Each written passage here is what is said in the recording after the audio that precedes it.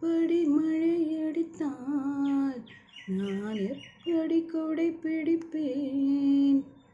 இப்படி அலையடித்தால் நான் எப்படி கால் நனைப்பேன்? இப்படி கண்ணிமைத்தால் நான் எப்படி உன்னை ரசிப்பேன்? இப்படி முகம் சிவந்தால் நான் எப்படி முத்தமிடுவேன்? ஓஹோ, இப்படி வழி மறைத்தால் எப்படி நான் நடந்திடுவேன்?